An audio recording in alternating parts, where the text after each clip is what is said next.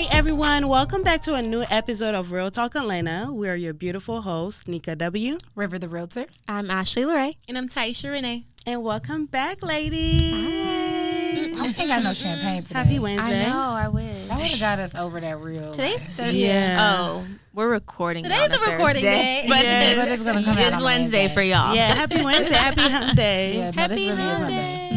No, literally. No, How you you get guys over this. doing? How you guys doing? Blessed and highly favored. I'm vibing, chilling, and doing what needs to be done. Period. So you guys, our first segment of the episode is usually our peaks and pits, right? Mm-hmm. Where we talk about, highs and lows in our life. I'll say for me, I'll start.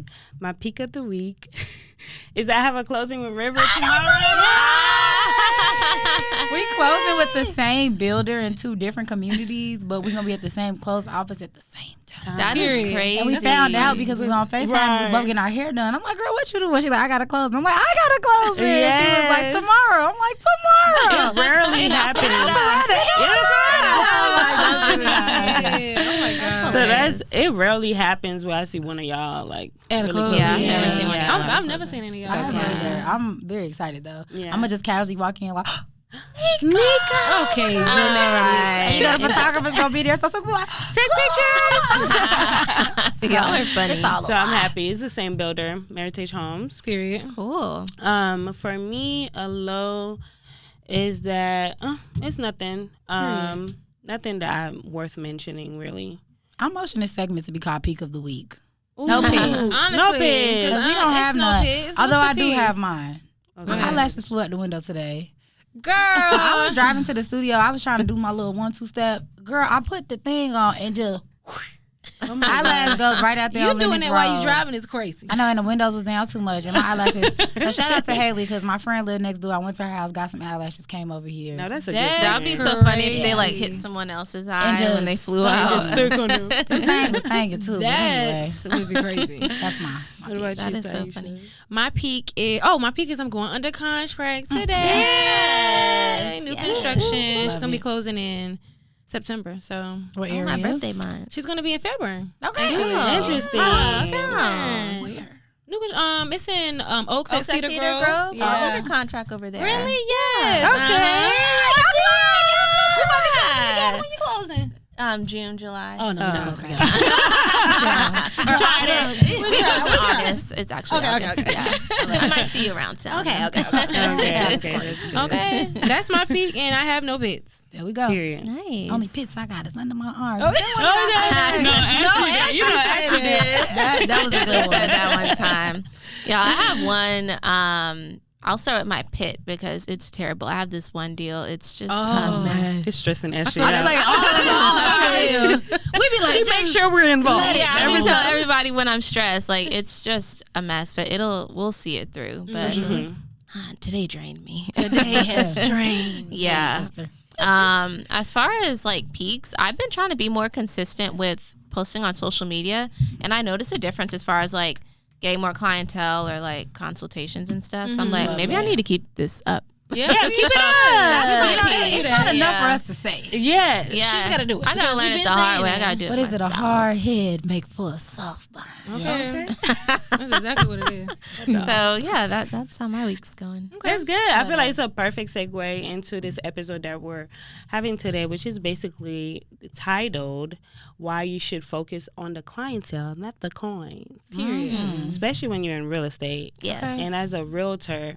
So, of course, you guys know when people say, your referral is my greatest compliment. You guys know the saying. But, of course, in this industry where relationship matters, and we talk about this all the time, it's very important to focus on the relationship and how you treat a client versus the coins, like just another transaction. Getting paid at the end. Right, because I feel like I meet a lot of realtors that are just transactional. You can Like, tell. and you can tell.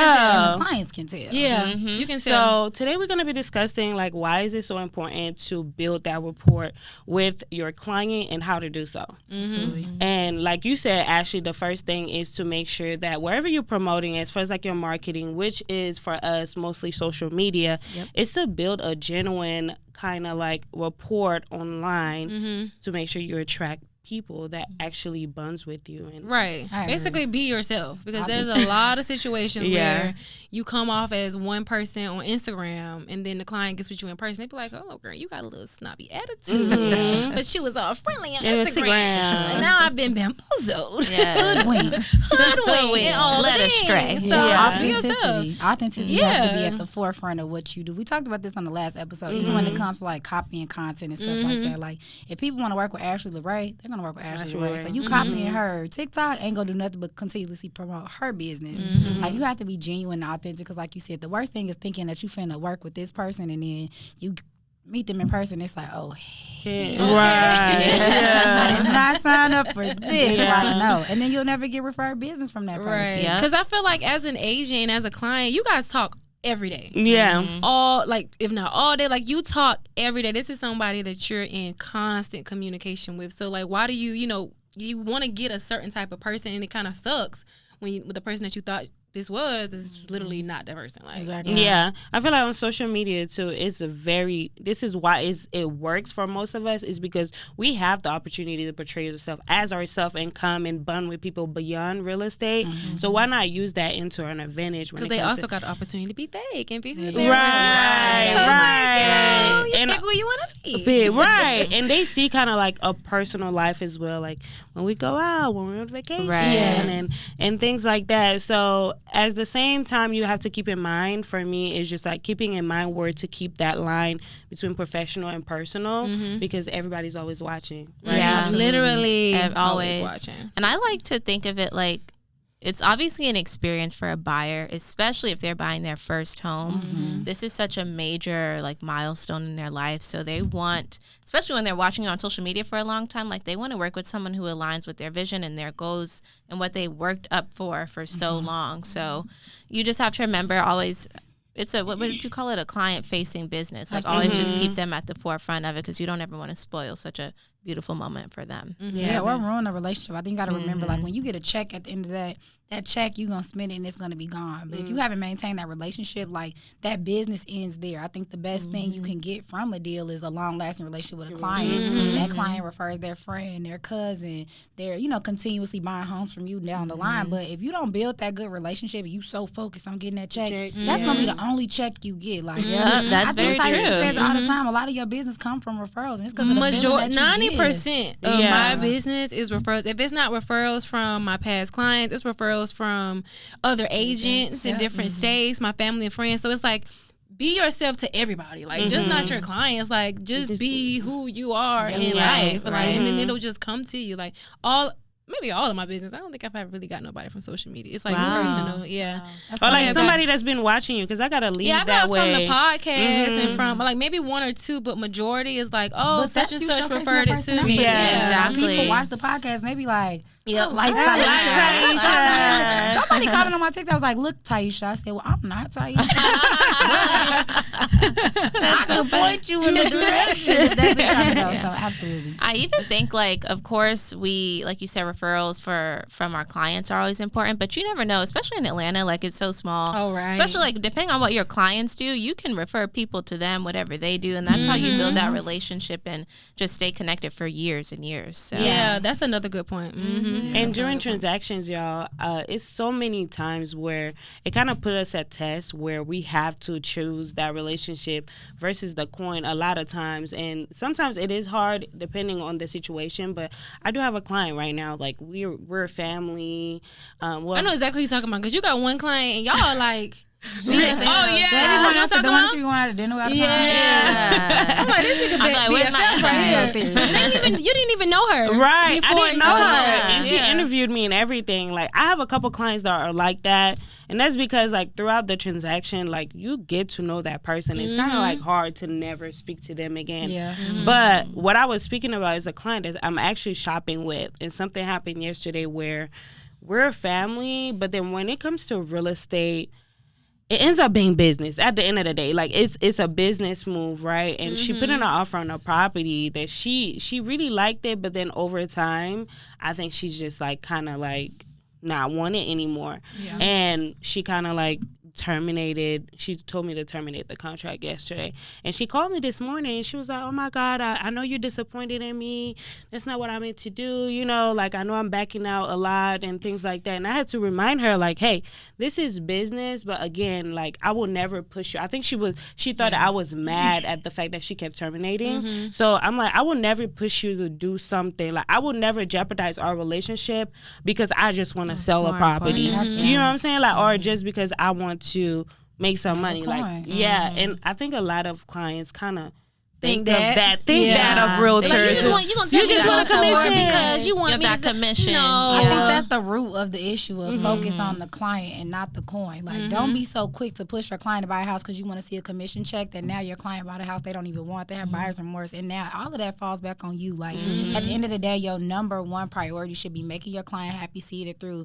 And I think that kind of segues into like a separate portion of the importance of it. Is like when your client is happy, that's like the best form of marketing for your business. Absolutely. Like testimonials, people who can really attest to like the business and the services that you give. I mean, what better way to promote your business than through the people you serve? Exactly. Imagine Those you reviews closing, and they're like, she forced me to buy this property.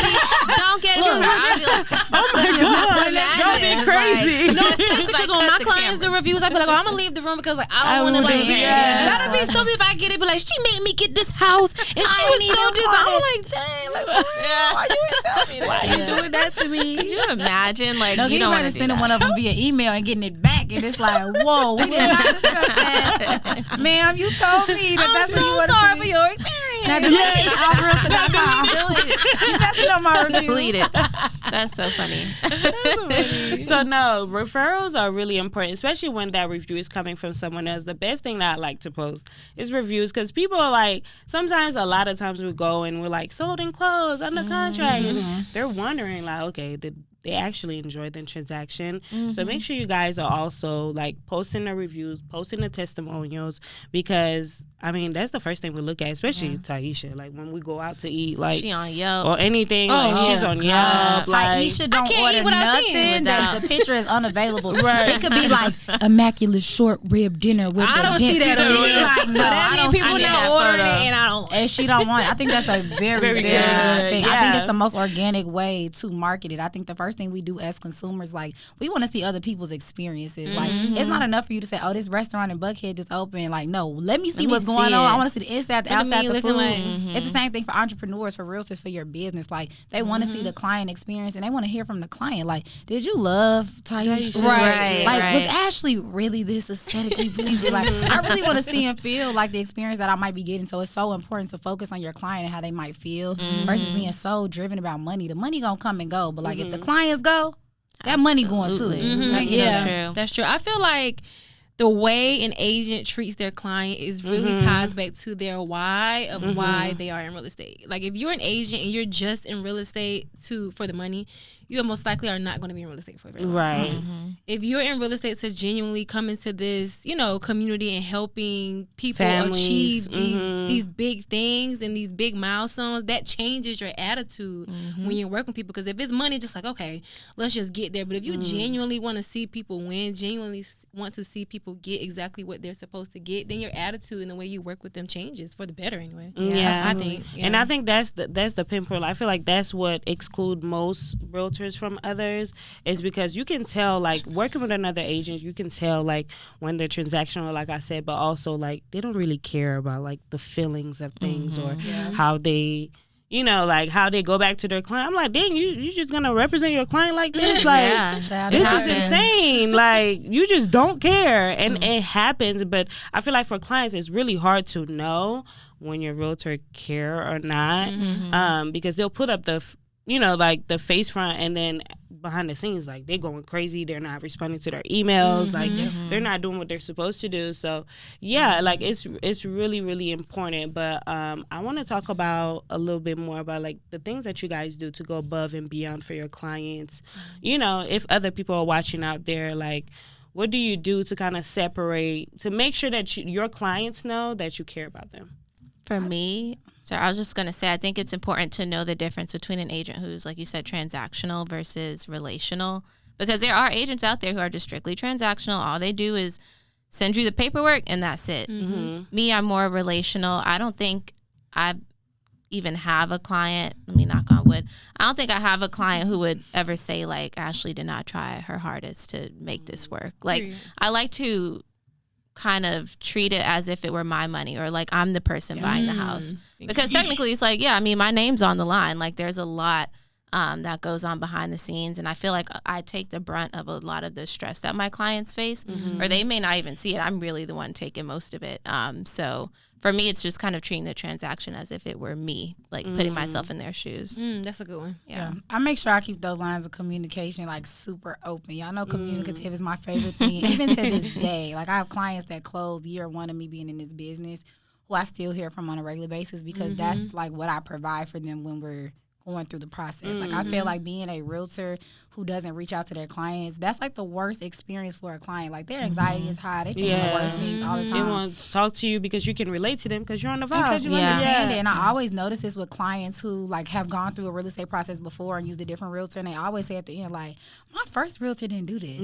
My first realtor didn't do that. And in my head, I'm thinking like, your first realtor has now lost on a long-term client, a lifelong client, because they didn't know how to focus on that.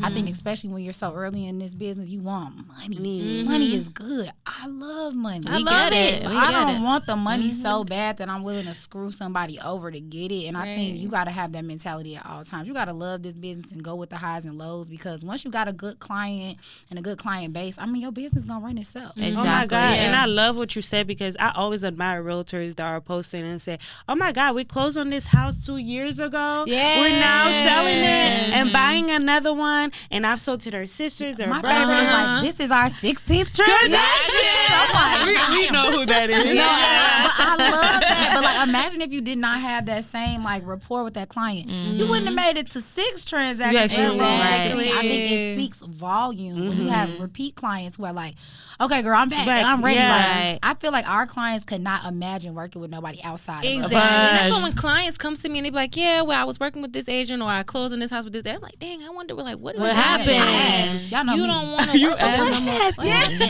What made you seek me out? I don't really care. Come on over. Whatever happened over there, just keep it over there. It's me not trying to be a repeat offender. I didn't know exactly what happened. And that's so true. So I don't do it. So I don't do right when she is. Because most people's house, their first house is not their forever home or their dream so they're going to home. come back. Exactly. They're going to come back. Even in the case of, I think, renters, because I know all of us like assist with renters or lease to own. So I know a lot of agents too will sometimes kind of dismiss the renters, but keep in mind, people are not going to rent forever. Like, again, that's another relationship that you have to build, because when they're ready to buy, they're going to remember, oh, well, she kind of just like threw me off to the side because I wasn't ready to buy a home. Like, you have to keep in mind, every person is a relationship. Everything, you got to treat them all the same. And I love telling the story. I don't know if I told it here, but that $1 million house I closed, that house was a result of a lease that I did, that the commission was $100. Wow. And this was before the era of the retainer fee. I did not know that. It was $100, and I was butthurt. I told her, like, don't even worry about mailing it, because by the time I take the FMLS fee out, get my brokers 30% and pay taxes, I about owe you some money. It doesn't matter. But I never like treated that client any differently. And I think he ended up finding out. He was like, they paid you $100, and it was like a $5,000 condo, like in a really good high rise. His father ended up calling me. I love what you did for my son. I want to relocate to Atlanta. I'm like, okay, sir, send you my client. I didn't think nothing of it. Tanya Blanchard called me like, yeah, I just approved him for $1.5 million. Hello. Blessings. I sent you. You sure? She like, yeah, this man. I would have been like, American dollars. I'm like, and so I think pesos. It's just a testament. Like, you gotta treat. What do they say? Like, treat the janitor the same way you treat the CEO. Treat everybody with that same level of kindness, because I think the way you treat your clients, again, is a direct reflection of your business. Yeah, and they're gonna remember that day. And I have clients that were like, oh my God, like, Nika, I miss you, or like, and it feels good because you're like, okay, I did my part. Like, I feel good sleeping at night. So yeah. That's great. I love that. So I think this was a very, very good. Okay, I'm not gonna say. I was just telling y'all. We had a joke. Every episode at the end, Nika be like, I think that was a great episode. It was a good episode. In my head, I be thinking the same thing. Like, it was a good episode. Well, Nika gonna let you know. That's why she laughing. I gotta let y'all know, because I know y'all thinking the same way. It's okay. But we're going to go into our favorite segment of the day. with our beautiful host, Miss Ashley. Ashley. Reels are back. I'm ready to rap. Not for her the next blushing. episode. Ooh, yeah, I would love that. Yeah, y'all can freestyle. Anyway, so if you this is your first time tuning into our show, we have this segment called the Question of the Day, where we take questions from you all, our audience, and you can submit your questions to us on Instagram at Real Talk Atlanta, or shoot us an email at realtalkatlpod@gmail.com, because we would love to answer your question on the show. And before I say the question, be sure to like, comment, subscribe, all that stuff if you got to this point. So for today's question, someone wanted to know what was the hardest part of the real estate exam for us. The real estate exam. And I could the whole thing. the whole thing. The whole thing. I have always been a great test taker, but that real estate exam, I'm telling y'all, that test took me out. Really? Yes. How many questions is it? Like 150? I think 150. When I say I went through 150. Mine had bonus questions. It was And like I went 157. 157 that I almost missed. I was like, hold on, there's more back here. Yeah. Then I had to go back through them again, y'all. I was the last person. Oh wow. I was the last rushed person in the through it. room. That test stressed me. I had to walk out in the middle and go back in. I'm right with you. I think it was like the actual act of taking the test. Like I don't think the information was that hard. I'm a self-proclaimed genius. I say this all the time. If I don't know nothing, like I know the information. Like I'm just a Dexter. Like I know it. Sitting in front of that computer for 4 hours was like Crazy. Like my eyes started wandering. Y'all know, one thing about me, I also have like scatterbrain. I could see like something about something. I'd be like thinking about my friend, like, oh, my mama had a dog like that. Like I just get like all over the place, and it's like you gotta focus. But that test is just so long. I had to take a nap. I had to go to the bathroom. I did jumping jacks in the bathroom. Like I was just doing stuff to Did we keep take the myself. same test? Yes, because every 20 questions, I'm like, When did you have I time did to get take a nap? bored. girl, I had to just rest my eyes. It was just too much. So I think I just had to get into like test taking mode and just pace myself, because if you try to go hard in there, my eyes start making stuff up. That's not even a question. Yeah.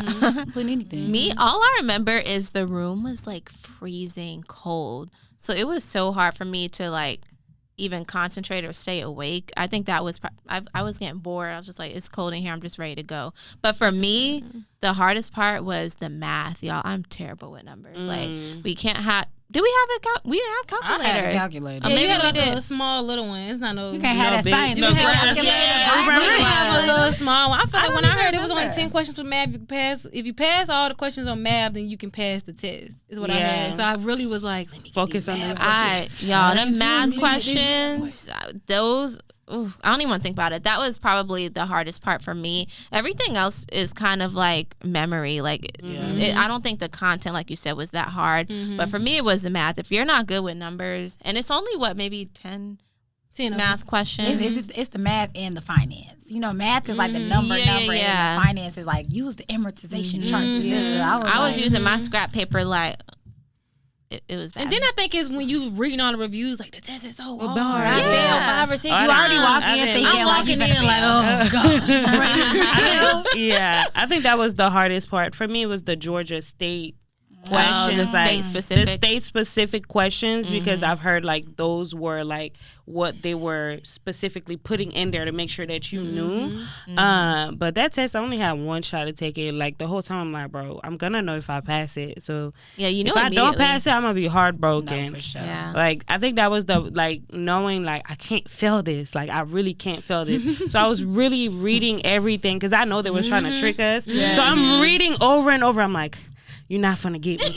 Next, you're not gonna get me. So it was just like I was fighting it, and then after that I was like, oh my god, I failed. She was like, no, you passed. No, from when she said, I was like, are you for real? Like, let me see. I was like, for Girl, real? the lady who was giving us our results, she would just printing out the paper like it wasn't no like congratulations. She like They don't even be happy for you. She was like, everybody get I'm me. looking at her face like, oh no, I feel. I didn't even look at it because she just, you know, when you do something good, people are like, she just said. Next. That's what happened to me, because I failed my first time by 11 points, which was, I want to say like 2 or 3 questions. I was so upset, and the lady like had no compassion. She's like, okay, well if you want to take it again, like blah blah blah. I'm like, Yeah. dang, Where's your credit card? dang, Like, yeah. She's dang. like, you want to do it again online? It's a repeat. I was like, oh my gosh, but yeah, I think the state specific was probably like the second hardest for me, because Yeah. it's a lot more specific. Like you have to know your state Your stuff. state stuff. Yeah. So, pro tip: if you are studying for the real estate exam, whatever state you're in, make sure you know your state specific laws. on top of like the national portion, and you will be Yeah, it'd be good to go. And regarding the exam too, my tip is always the same tip. Do not wait too long to take it from the school test because there's a lot of information to be missed. I know a lot of people make that mistake, but this is why we have Real Talk Atlanta. Yeah. Because we're going to give you the real, okay? And I always said my little tip was when any question I didn't know the answer to, I wrote it down on my scrap sheet of paper to memorize it so I could, if I failed, I could study it after. And when I took the test again, the same questions I wrote down were on the test again. So I knew the answers. That usually happens. That's good because I did another thing too. I studied all the formulas, and as soon as I got to the test, wrote them down. Wrote them down so I don't forget them. That's good so too. That's a tip. Yeah. subscribe to the additional content for more tips on how to pass your exam. And we do have another episode exactly on how to pass the real estate exam. Make sure you go check that out. And yeah, I guess we're going to see you guys next week. Bye. And thank you guys for tuning in. Bye.